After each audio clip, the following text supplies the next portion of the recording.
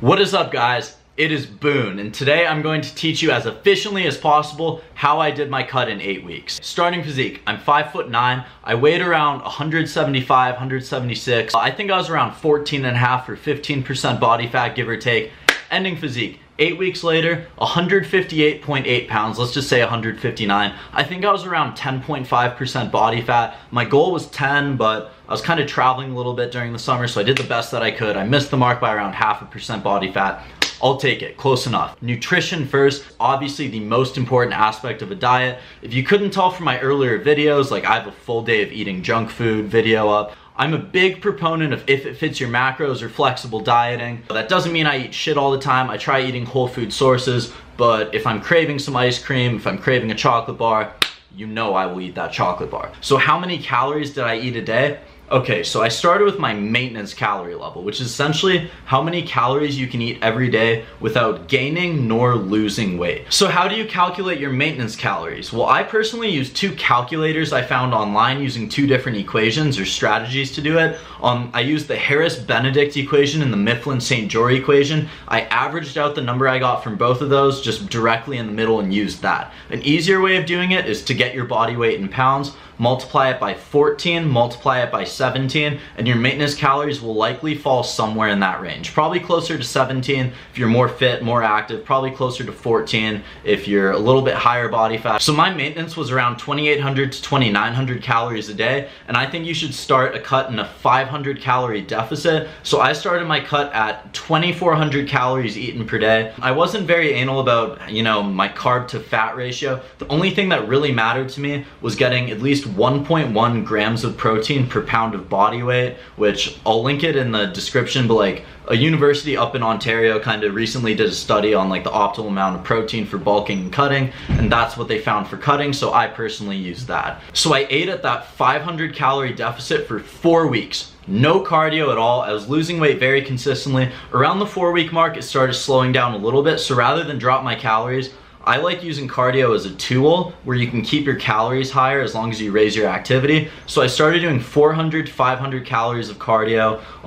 Nothing too complicated. Like I just went on, I think it's called the EFX, but it's like an elliptical without the arm type thing. I literally did that at fairly high intensity for like 30 minutes. I'd usually get between like 400, 450. Sometimes I went a little bit longer and hit 500 calories, but I just did cardio 3 times a week. I stayed at the 500 calorie deficit. So that's how the next 2 weeks of my diet went, and from there, once again, after traveling and everything, I kind of messed up my diet a little bit, but I tried as hard as I could to stay on track. Either way, I could have stayed gradually losing weight by slowly dropping calories by like, 100 to 200 calories or adding an extra 300 calories of cardio every week, but that would have been more geared for like a 12 to 16 week long cut, and I really wanted to just like hit results as quickly as I could the last 2 weeks of my cut. So I decided to do what I coined as the crash cut. So I don't necessarily recommend doing this long term, but if you do it for just like 2 weeks, no more than 3, I'd say, it was pretty damn effective. So I went on a ridiculous calorie reduction. I told you my maintenance was around 2,800, 2,900.